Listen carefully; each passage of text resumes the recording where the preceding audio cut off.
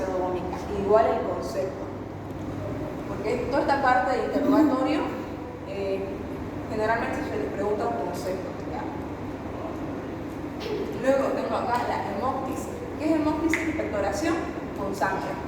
Signo o síntoma. Signo, muy bien. Ya. Ahora, yo debo diferenciar la hemóptisis de una hematemesis. ¿Qué es la hematemesis? Vómito con sangre. Entonces, está importante. La hemóptisis está viniendo del aparato respiratorio, por lo tanto su pH va a ser alcalino, a diferencia de una hematemesis, que viene de dónde? Del aparato digestivo. Entonces va a pasar por el estómago. Yo tengo el estómago, el jugo gástrico, que es ácido. Por lo tanto, el pH de una hematemesis es ácido. Otra diferencia muy importante es que en la hematemesis, como está viniendo del aparato respiratorio, va a venir acompañado de restos alimenticios. ¿Ya?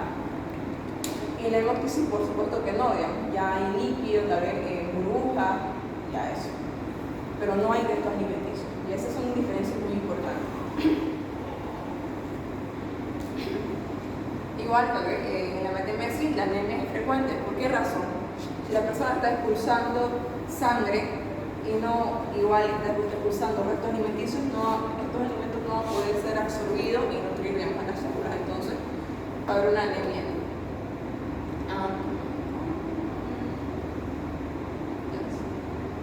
Esta es una tabla que yo hice de fiebre. Acá las diferentes características de la fiebre en las diferentes patologías pulmonares. De aquí rescatar cuáles. La bronquitis crónica, bronquitis aguda, y la crónica. La bronquitis aguda se caracteriza por una fiebre alta. En cambio, una bronquitis crónica y bronquiectasia es apilético, es decir, que no hay fiebre, solamente en las fases de agudización. ¿Y qué tipo de fiebre voy a encontrar yo? En caso de bronquitis crónica y bronquiectasia, la fiebre de secreción que les mencionaba hace rato, cuando hay pseudobómicas. Luego, acá, la fiebre de retención que la encontraba cuando hay vómicas. ¿Ya? Todo está asociado acá. Ejemplos en acceso y gangrena pulmonares.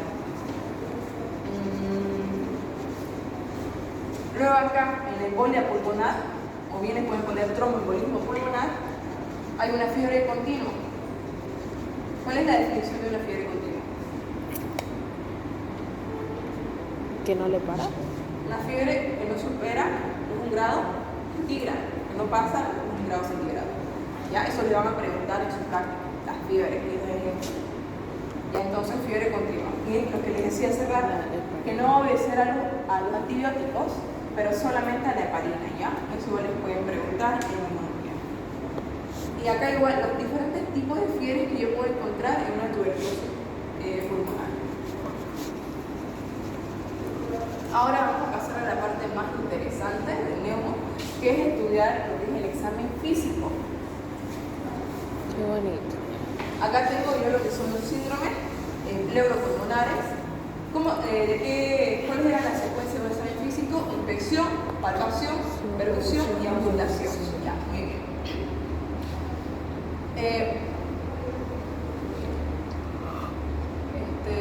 ¿Qué valoraba yo una inspección? Hay una inspección general y una inspección somática. La inspección general.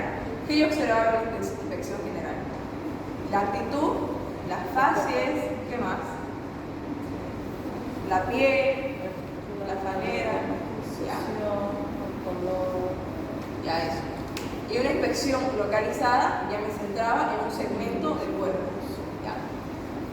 Ya en una palpación voy a ver lo que es la expansión y la elasticidad, que eso lo hago a través de maniobras.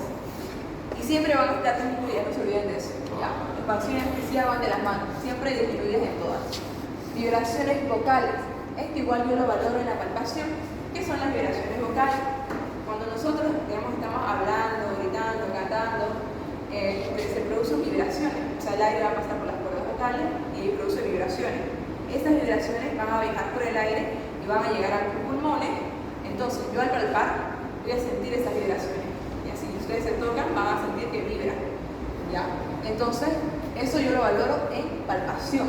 Estas vibraciones, o sea, lo ideal es que se ponga ahí conservadas en la manera clínica, pero en algunas patologías yo voy a encontrar que están disminuidas o bien ausentes o incluso aumentadas. Ahora acá, ¿cuándo van a encontrarse aumentadas las vibraciones vocales? Neumonía. Otro ejemplo acá sería tuberculosis, ¿ya? Y estos dos procesos patológicos se caracterizan por la condensación pulmonar. ¿Ya? Entonces, las vibraciones vocales están aumentadas. ¿Por qué razón? Como tengo una condensación pulmonar, ¿qué va a haber acá? Presencia de líquido, de tejido sólido. Entonces, si yo palpo al paciente y detrás de eso hay líquido, por ejemplo la neumonía, ese líquido que está en medio va a aumentar las vibraciones vocales, ¿ya? O sea, cualquier cosa sólida que esté en medio aumenta las vibraciones vocales. Es como que, por ejemplo, a ver...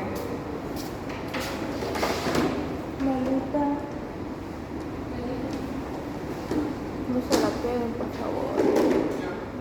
Ya, imaginen que esta es la piel del paciente, este lado de la piel, y acá está su pulmón, y acá está este espacio pleural. ¿Ya? Okay.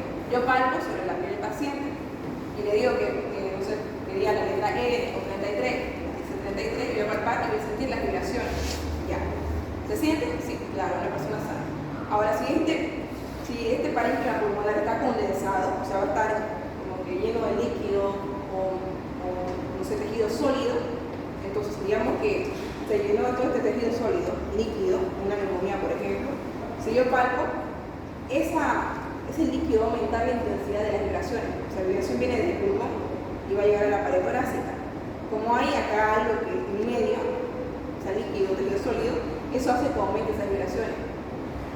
Ahora, si este espacio está lleno de aire, ¿qué va a hacer el aire? Va a dificultar que esa vibración pase desde el pulmón, o sea, hacia el tórax, o sea, hacia la piel del paciente. ¿Ya? Por eso es que, por ejemplo, en un derrame pleural, ¿qué sucede acá? Está lleno de líquido, ¿no? Pero es el espacio pleural, no es el parénquima. Entonces acá las vibraciones vocales se encuentran disminuidas. ¿Por qué la afección dónde es? ¿O en el líquido dónde está? En el espacio pleural. En cambio, una neumonía, ¿dónde es la afección? En el parénquima pulmonar. Y en una neumonía puede haber, el alveolo se puede encontrar lleno de líquido. Entonces, todo ese líquido que está dentro del parénquima va a hacer que las vibraciones vocales aumenten. En cambio, en un derrame pleural, la afección donde está en el espacio pleural. Este espacio está lleno de líquido, entonces ese líquido se superpone entre el pulmón y la parrilla costal del paciente y va a dificultar que esas vibraciones vocales pasen, por lo tanto se van a encontrar disminuidas. ¿Ya? Acá los únicos casos donde las vibraciones vocales están aumentadas es condensación pulmonar, neumonía y tuberculosis. Luego las otras están disminuidas o bien abolidas. ¿Ya? Por ejemplo, un derrame pleural masivo ya estaría ausente la vibración vocal. ¿Ya? Una un neumotórax igual se encontraría ausente. ¿Qué es un neumotórax?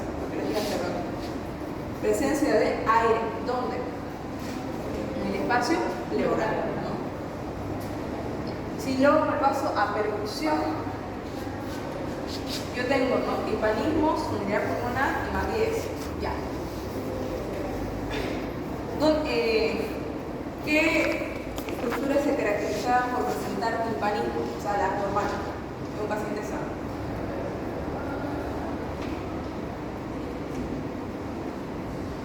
Tubo digestivo, ¿no? Intestino, estómago, ¿ya? ¿Por qué razón hay timpanismo si yo percuto sobre el intestino? Porque hay gas, ¿ya? Ya, muy bien. Ahora, por ejemplo, en un neumotórax, yo tengo el pulmón,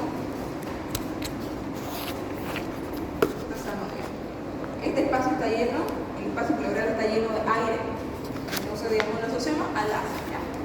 Así para que se acuerden. Está lleno de aire. Si yo percuto, ¿qué voy a escuchar? Timpanismo, porque está lleno de aire. ¿Ya? Ahora, en una agudización de asma, ¿qué ¿Qué sucede? A la persona le cuesta respirar, o sea, le cuesta botar el aire. Entonces ese oxígeno se concentra en los pulmones. Entonces tengo más aire, digamos, dentro de los pulmones, tengo atrapamiento aéreo. Si percuto, voy a escuchar timpanismo, porque hay un atrapamiento de aire, ¿ya? Ahora ya la otra, en las otras patologías voy a encontrar matidez, ¿ya? Tienen que ver las diferencias, ¿ya? Entonces es más fácil aprender así, las que son diferentes. Ahora, por ejemplo, acá hay un derrame pleural. Este espacio de acá va a estar lleno de líquido. Entonces, o sea, lo normal sería escuchar sonoridad, ¿no? Pero si percuto sobre este tórax, hay líquido, ese líquido me va a producir un sonido de matidez, porque va a estar llenito dentro del espacio pleural, ¿ya? Otro ejemplo, a ver, la telectasia. ¿Qué sucede en la telectasia?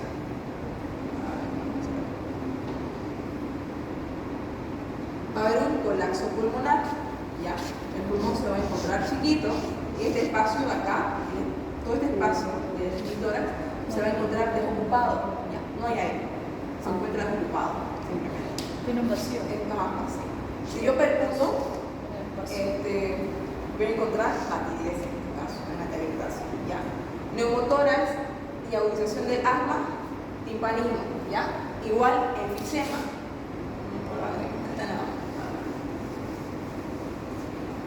Aquí igual agregan enfisema, porque eso es importante. Enfisema. Ya lo mismo que neumotórax. Ya acá, característico, tórax en tonel. No se olviden de eso. ¿Qué es un tórax en tonel?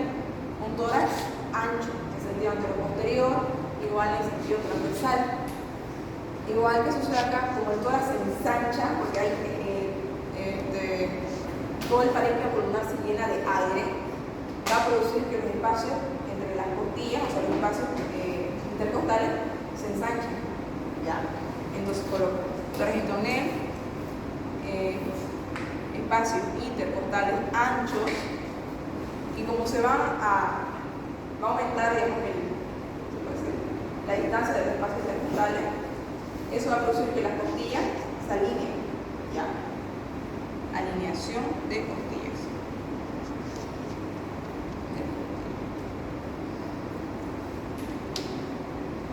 Porque ¿cómo es lo normal que estén las costillas? A ver.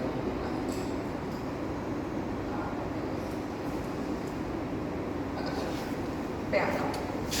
Va como que de manera ascendente. Ahora, ¿qué sucede en un enfisema? El parénquima pulmonar se llena de aire, por lo tanto se va a ensanchar, se va como que hiperinsuflar. Entonces esto como que tiene que estirarse, este espacio intercostal va a aumentar de tamaño y las costillas se van a alinear. Ya, eso es lo que sucede en un enfisema. También a los pacientes que tienen enfisema se los conoce como los sopladores rosados. ¿Por qué razón? Porque tienen mucho oxígeno.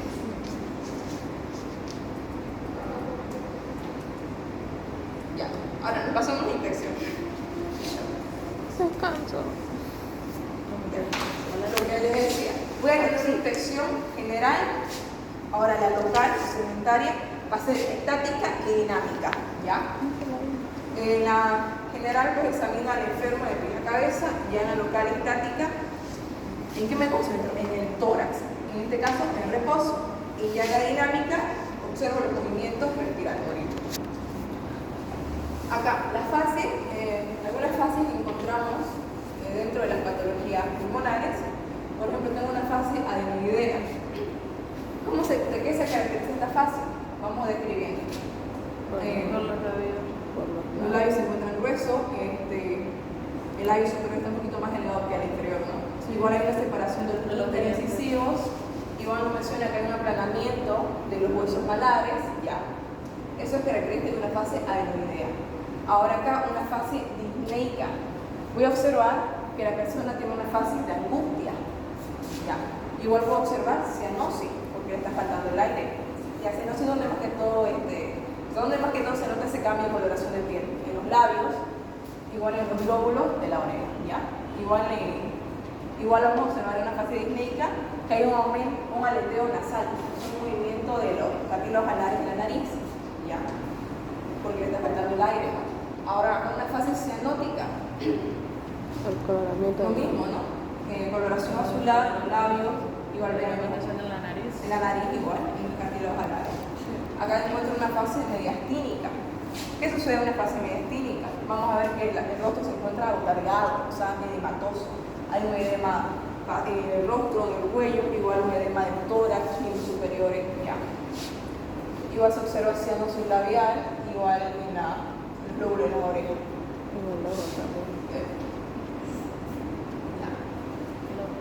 La fase tienen que estudiarlo bien, chicos, para hacer práctica, porque les va a preguntar la doctora.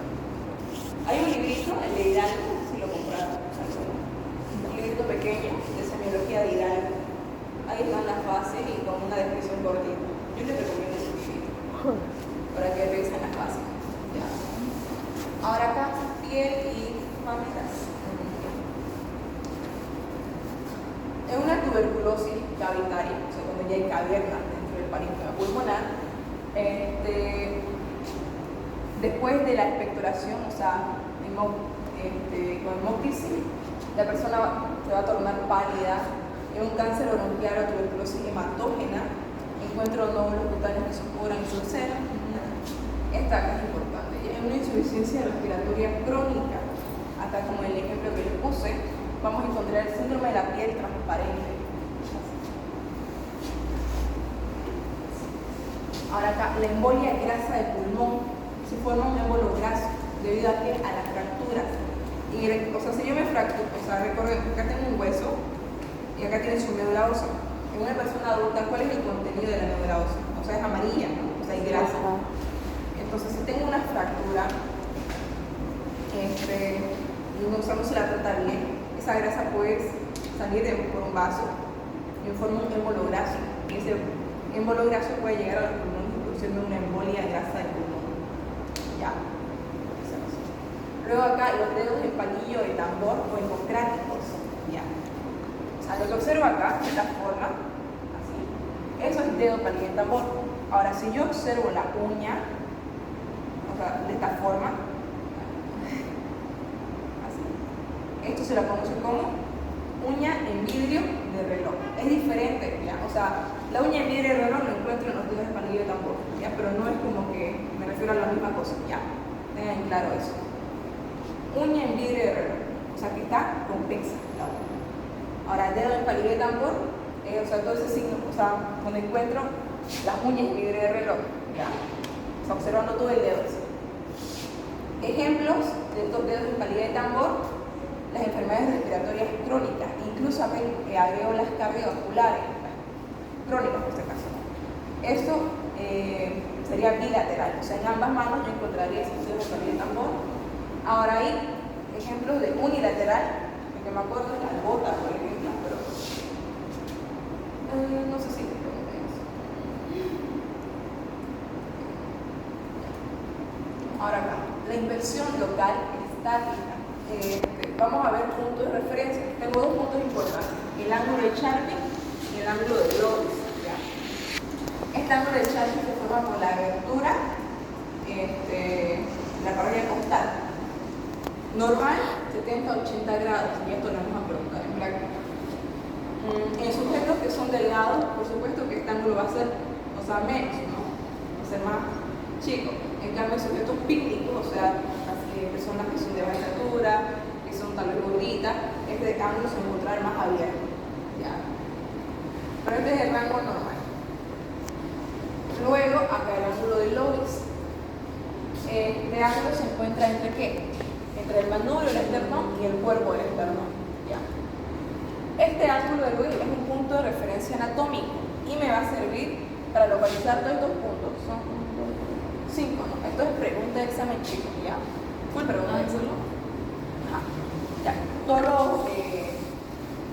lo que me indica un ángulo de Loris, ¿ya? Si observamos en la imagen, vamos a ver que se encuentra la unión del segundo cartílago costal. De igual forma, punto de la bifurcación traqueal. Es como que, o sea, la tráquea está acá y se bifurca así. Igual el ángulo de Loris, si lo pongo acá. Si lo relaciono con las vértebras, voy a observar que está a nivel de T4. ¿Y a qué nivel se bifurca la tráquea? A nivel de T4. ¿Vale? Otra relación anatómica. Punto inferior del vértice pulmonar. Es decir que, por ejemplo, acá el pulmón derecho está, o sea, así.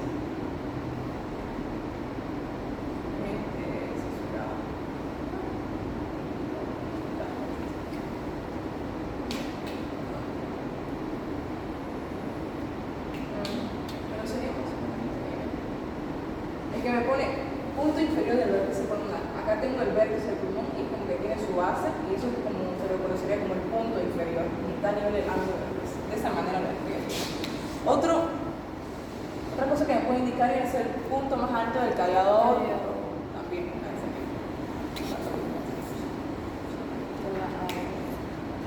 Y por último el punto en el cual ambas pleuras se ponen en contacto en la línea media, o sea las pleuras mediastínicas. Esta pleura mediastínica del lado derecho y del lado izquierdo se ponen en contacto en la línea media. Ya, tienen que saber sobre eso sí, porque es pregunta de examen. Así siempre. Acá igual, cómo yo voy a localizar el ángulo de Lewis. Primero debo ubicar la horquilla del esternón, ¿no? Ya luego voy descendiendo ya con los dedos y voy a sentir como que una depresión, que es el ángulo de Lewis. Igual acá las líneas de referencia que yo encuentro en el tórax anterior y en el tórax posterior. Las que ya conocemos, ¿no? Una línea medio external que está atravesando por el centro del esternón. Luego tengo las líneas paraesternales, tanto la derecha como la izquierda. Igual las líneas medio claviculares. Ahora acá agregamos otra, tal vez no la conocemos, pero tenemos la línea que pasa por el décimo cartilógeno, la décima espacio intercostal, por el sexto espacio intercostal y el tercer espacio. Las líneas que están entre la línea del sexto espacio intercostal y el décimo, yo encontraría los hipocondrios. Y entre el tercero y el sexto espacio intercostal, la región mamaria. Y ya superior al tercer espacio intercostal, región infraclavicular, o bien uso como punto guía la clavícula. Y ya luego tendré el espacio supraclavicular, esta fosa supraclavicular. Esta es muy importante porque viene a ser el punto ocultatorio de Cook para el asma, ¿ya? Es donde vamos a escuchar con mejor calidad lo que son las sibilancias, ¿ya? Recuerden que en el asma vamos a encontrar sibilancias bilaterales. Eso es importante. ¿Qué son las sibilancias? Es, por ejemplo, cuando ustedes silban, ¿qué tienen que hacer? Disminuir el calibre de la boca, ¿no? Para producir ese sonido, el silbido. Entonces, eso es lo que sucede en el asma. Los bronquios disminuyen de calibre, por lo tanto, el aire al pasar me va a producir ese sonido como silbido, ¿ya? Por la disminución del calibre, ya sea por un broncoespasmo, porque se llena de moco debido al aumento de las secreciones, ¿ya? Y lo que es clave en asma es que este es bilateral. Ya lo puedo, o sea, el hecho que sea bilateral me sirve para diferenciar de otras patologías, ya sea, por ejemplo, por la presencia de un cuerpo extraño, por ejemplo, y hay un cuerpo extraño, ya, digamos que el niño se tragó una moneda y eso obstruyó un bronquio, entonces eso me va a disminuir el calibre y produce sibilancia, pero va a ser unilateral, ¿no? Ya, entonces, eso para diferenciar, sibilancia unilateral y bilateral. Ahora acá, tórax posterior. Tengo la línea que atraviesa por las apófisis espinosas de las vértebras, se la conoce como la línea vertebral. Y ya las líneas que pasan al lado de las vértebras, líneas paravertebrales, izquierda y derecha. De igual forma, acá las líneas que pasan por un espacio intercostal, entre el tercero, el sexto y el décimo. El que me interesa acá viene a ser la región supraescapular del punto escrutatorio de Chaubec para la tuberculosis. ¿Ya? Eso igual les pueden preguntar. Pones pregunta de examen, chicos. ¿Ya? En Neo.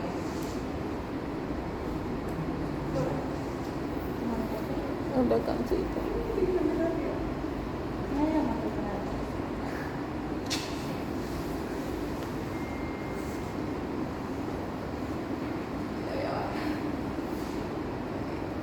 No le bajes. Por lo menos hasta las 10:30 tengo que tener la cara. ¿Qué? Acá. ¿Cuánto Ahora, nos falta? igual en la inspección local estática veo las deformaciones en tórax. Estas pueden ser congénitas o adquiridas, ¿ya? Acá yo les recomiendo que se aprendan la descripción, o sea, el concepto de cada tipo de tórax. Y acá les puse algunos más importantes. Esto igual es interesante, ¿ya? Dentro de las deformaciones congénitas del tórax se encuentra el tórax paralítico, es decir, que no va a funcionar la musculatura, o sea, de los músculos intercostales o de los músculos inspiratorios y expiratorios, o sea, inspiratorios, accesorios inspiratorios del tórax. Y vamos a encontrar este signo característico que es la escápula alada, es como que, o sea, la escápula se remarca, digamos, los bordes de la escápula y eso se reconoce como la escápula alada, característico del tórax paralítico. Luego acá tenemos el pectus excavatum. ¿Ya? ¿Qué sucede acá? Que el esternón y la apendicifoides se van a hundir. ¿Ya? Por eso también se lo pecho excavado. Por esa razón. Y ya este tratamiento es quirúrgico.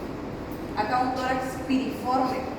Si yo lo observo de esta vista, o sea, lateral, observo esta forma, ¿no? Más o menos como de una pera. Piriforme. Y el tórax acanalado. Hay una depresión lineal del esternón. Se logra ver un poquito, ¿no? Del esternón. Del cuerpo del esternón. Ya las deformaciones del tórax adquirida, el pectus carinatum, la diferencia del cavatum, acá hay una protrusión de lo que es el esternón, igual de los cartílagos costales están hacia adelante, como protruidos. ¿Ya? También se lo conoce como el pecho de paloma. ¿Ya? Pectus carinatum. Acá lo que yo les mencionaba, el tórax en tonel. ¿En qué pacientes nos encontramos? Pacientes con enfisema. Son sopladores rosados. ¿Ya? Vean lo que les decía, aumenta el diámetro anteroposterior del tórax. Que igual que ocurría acá, aumentan los espacios intercostales y alineación de las costillas. Ya, esa le voy a preguntar. Acá el tórax raquítico, ya una persona por supuesto desnutrida, ya se le notan más las estructuras óseas de la parrilla costal, y el tórax sifo-poliótico, ¿no? Donde ya hay una curvatura en ese. Ya estas son adquiridas, puede ser por trauma o por malas posiciones igual.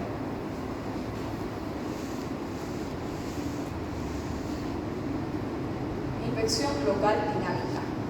Ya, primero conocer la respiración normal. Los hombres tienen una respiración toracoabdominal, es decir, que al momento de inspirar van a juntar el aire en el abdomen y también en la parte inferior del tórax. Ya en las mujeres la respiración es costal superior. Ya. Vamos a ver algunos patrones respiratorios que obviamente son anormales. Cuando vemos lo que es respiración, o sea, se va a graficar de esta forma. Ya. Esa profundidad, o sea, lo que asciende y lo que disminuye, se lo conoce como amplitud. Por eso van a ver que dice que en algunas la amplitud está disminuida o aumentada. ¿Ya? Por ejemplo, acá la respiración ciclotímica de Cheyne-Stokes. ¿Por qué se caracteriza? Porque la amplitud de la respiración va a ir aumentando gradualmente, va aumentando. Llega a un tope y luego disminuye gradualmente la amplitud, o sea, la profundidad de la respiración. Y posterior a eso se continúa con un periodo de apnea. ¿Un periodo qué es apnea?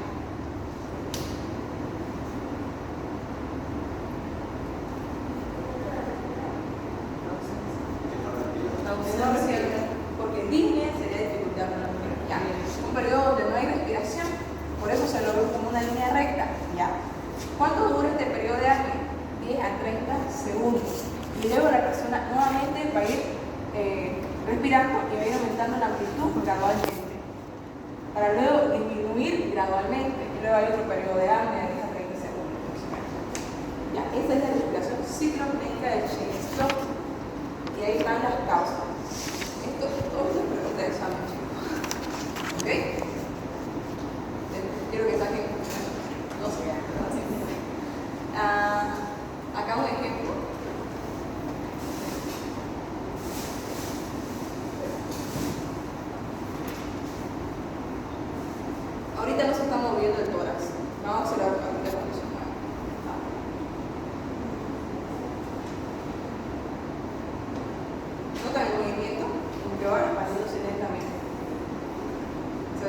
Sí. Está aumentando la amplitud de la respiración.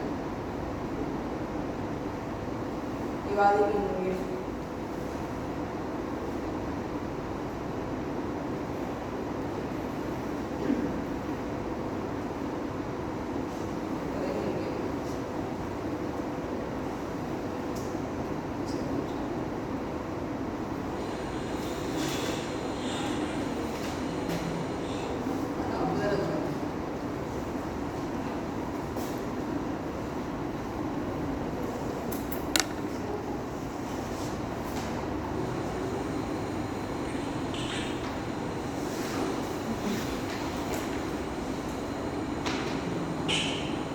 Ahorita el tórax no se mueve porque está en apnea, o sea, no hay respiración.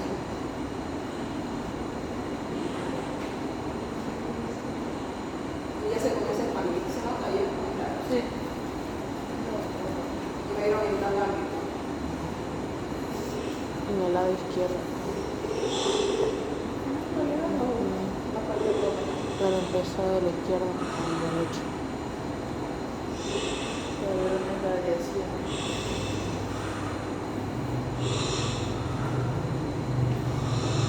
Ya ve disminuyendo.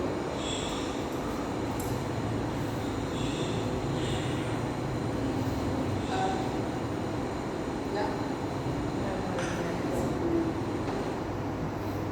Ahora acá, la respiración de Kussmaul inicia con una inspiración profunda, dice, que es ruidosa y luego hay una pausa y hay una expiración rápida. Esta sería la línea que representa la inspiración. Es profunda, vemos que es ligeramente nirvana.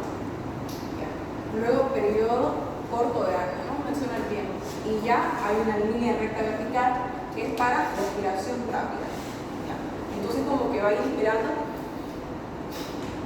de esa forma. Ya, inspira como que más o menos lentamente, no tan lento, pero ya. Ahora, ¿qué ejemplos? Coma urémico y acidosis diabética. Entonces, yo voy a tener en este caso, o sea, una acidosis metabólica. ¿Ya? ¿Cuál es la compensación de una acidosis metabólica? ¿Quién lo compensa?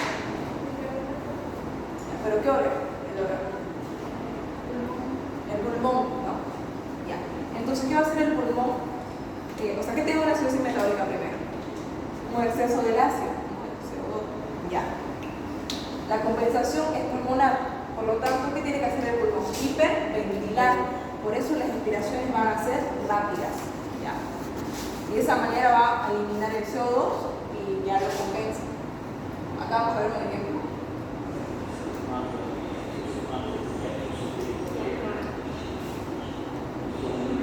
Ya, inspira como que algo despacio y respira rápido.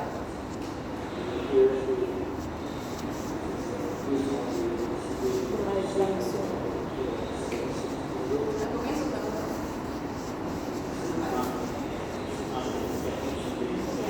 Mete aire y inspira rápido.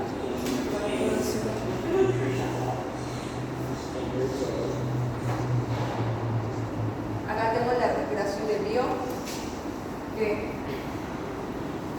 acá las respiraciones van a tener una amplitud casi igual, o algunas son desiguales, en este caso desigual, acá son iguales, pero lo característico es que entre estas respiraciones vamos a encontrar periodos de apnea, ¿ya? De 5 a 30 segundos. Igual ahí tienen las causas, pero vamos a ver el video.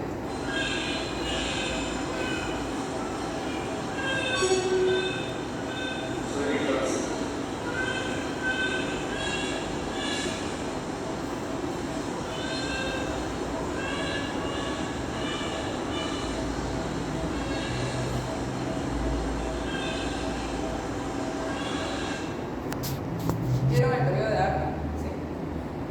¿Cuál es la diferencia de la respiración de Biot con la de Cheyne-Stokes? Que el aumento de las respiraciones no es gradual acá, y tampoco disminuye gradualmente, ya se mantiene más o menos igual o ligeramente desigual. Ya tienen que tener en claro esas respiraciones. Ya. Acá la respiración paradójica, por ejemplo, fracturas totales. ¿Qué sucede en este tipo de inspiración paradójica? Al momento de inspirar, también el pulmón se insufla, se llena de aire. Y también el tórax, o sea, el continente, debería aumentar de tamaño, ¿no? Debería como que inflarse igual. Pero ¿qué sucede en una respiración paradójica? Yo al momento de inspirar voy a encontrar que el tórax como que se achica en vez de aumentar el tamaño, ¿ok? O sea, no sigue la inspiración. O al momento de expirar, el tórax en vez de achicar, o sea, se guía el pulmón, se extiende, ¿ya? O sea, hace todo lo contrario. Por esa razón es paradójica. Y el ejemplo son las fracturas bucales, no se olviden de eso, ¿ya? Pregunta de examen. Cuando está contraído el tórax es cuando la persona está inspirando, y cuando se ensancha es que la persona está expirando. O sea, es todo lo contrario. Por esa razón el nombre es paradójico. Al otra vez.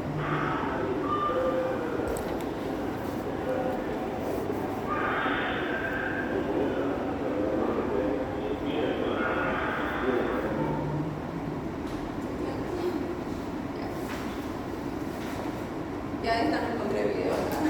Ni gráfico, pero igual se las aprenden ya, la respiración alternante. O sea, alternante, ¿qué quiere decir? Va a haber una respiración, o sea, profunda, y otra ya que es más pequeña. Y eso es alternante. Ya la respiración escalera, en caso de esfuerzo físico y prolongado. ¿Alguna duda está ahí, no? ¿De qué era la otra cosa? La última. De escalera.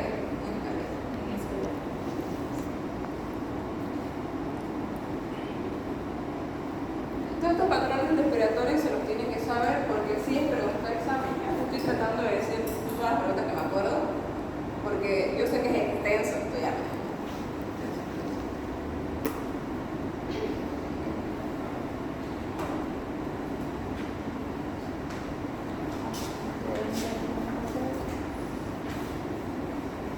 Voy y me tomo café, estoy que me agarro. Te conté En la palpación, ocupamos el sentido del tacto, vamos a palpar, obviamente, el tórax anterior y posterior.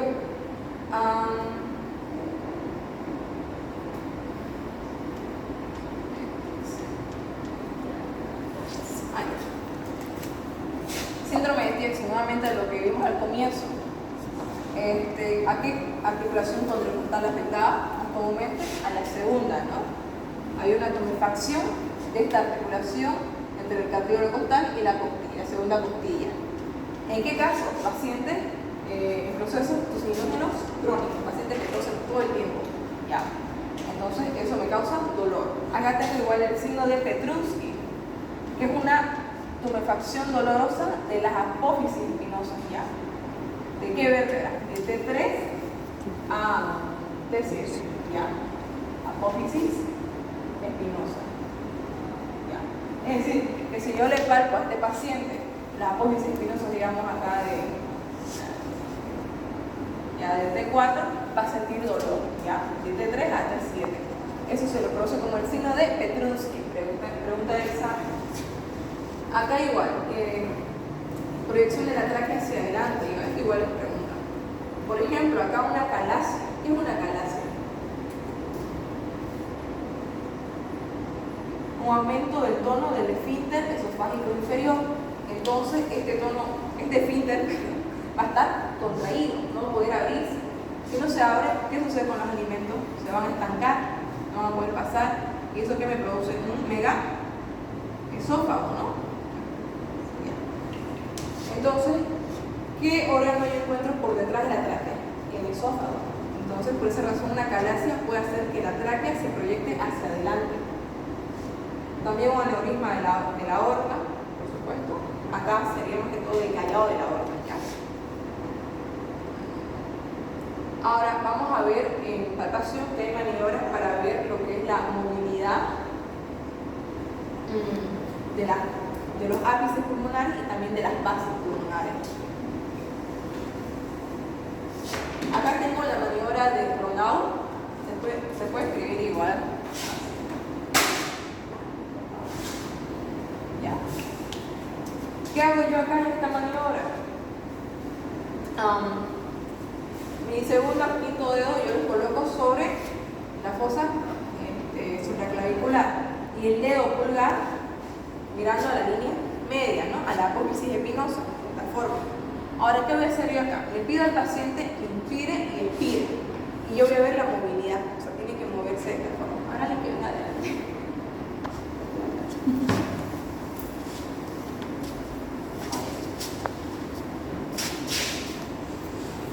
De un lado, para que se vea. Normal, sí, parece. Ya. Ya. ¿Qué hago yo? Segundo a quinto dedo sobre las fosas supraclaviculares y el dedo pulgar mirando hacia la apófisis espinosa. Yo le pido que inspire. Voy a ver cómo se separan los pulgares. Expire y se vuelven a unir. Inspire varias veces. Ya. Ahora, si digamos que el hemitórax del lado derecho está afectado, ¿qué va a suceder? Que al inspirar solo se va a mover del lado izquierdo y del lado derecho va a quedarse quieto. ¿Ya? Entonces, para eso sirve la maniobra de Romack, para valorar que los ápices pulmonares no se olviden, para ver la expansividad de los ápices.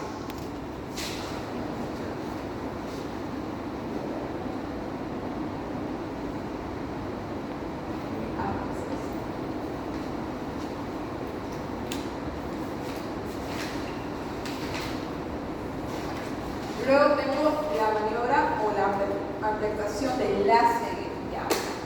Esta para valorar que la expansividad y movilidad de las bases. Maniobra de láser. Base. De igual forma, hago lo mismo, coloco mis manos en la cintura del paciente. Ya más o menos esto es a nivel de entre T10 y T11. El punto es que apófisis dedo pulgar sobre la apófisis espinosa y le pido al paciente que inspire y expire. Ya, entonces se va a ir abriendo el pulgar mientras está inspirando y se cierra mientras expira. Si hay afección, digamos, del emisores izquierdo, ¿qué va a suceder acá? Que se va a quedar quieto el dedo pulgar y solamente se va a mover del lado derecho. ¿Ya? ¿Para qué la maniobra del ACE? Para ver la expansividad y movilidad de las bases pulmonares. Vamos a preguntar eso en práctica.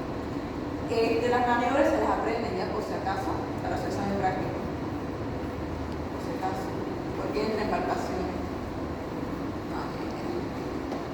Luego, recuerden, estas dos para tórax posterior. Ahora, para tórax anterior, tengo acá la técnica del Lowenberg o de las manos cruzadas. Hacemos simplemente lo mismo de la imagen. Cruzo de esta forma las manos y el dedo medio cae sobre el segundo espacio intercostal y luego el otro dedo, el índice cae sobre el tercer espacio intercostal. Ya, esto para ver la movilidad de los ápices pulmonares, pero en el tórax anterior. Ya, técnica del Lowenberg. Hay otros que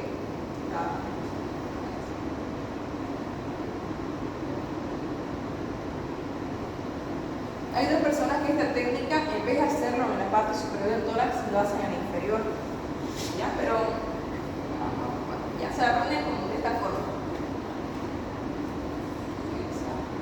Luego acá,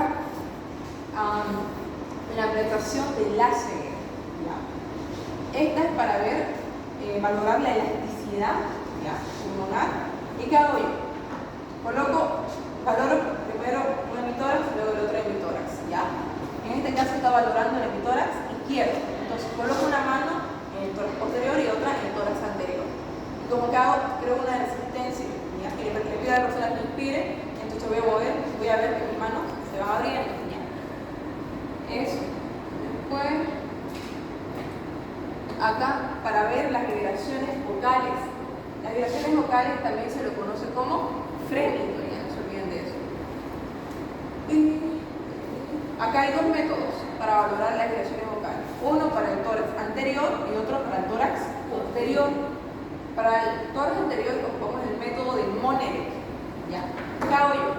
Con la mano así plana, con los dedos cerrados, voy palpando el tórax de esta forma. Y siempre tengo que comparar un hemitórax con otro hemitórax. Es decir, que voy a palpar de esta forma.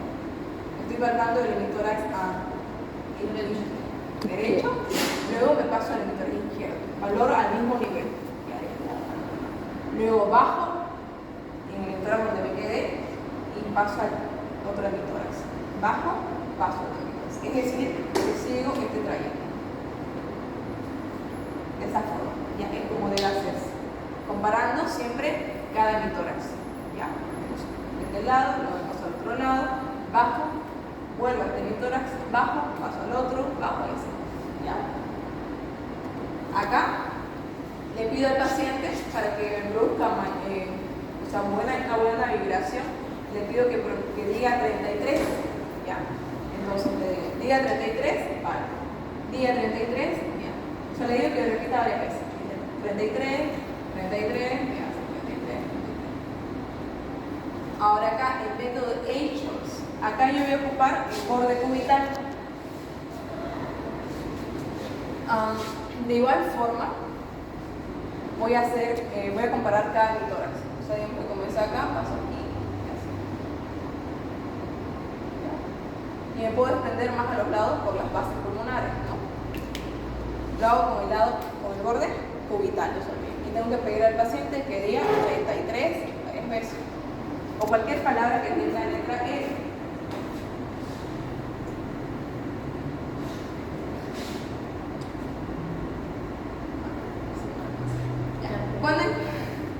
¿Cuándo encontrar las vibraciones vocales aumentadas?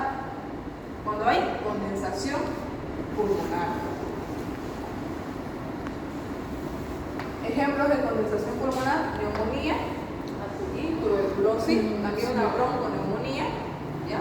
Igual tumores, son ejemplos donde yo puedo encontrar vibraciones vocales aumentadas.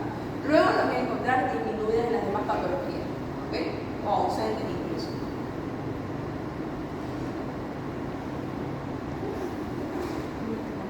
¿Sí? Descanso, ¿pueden ir? ¿Ya descanso? Por favor. Descanso de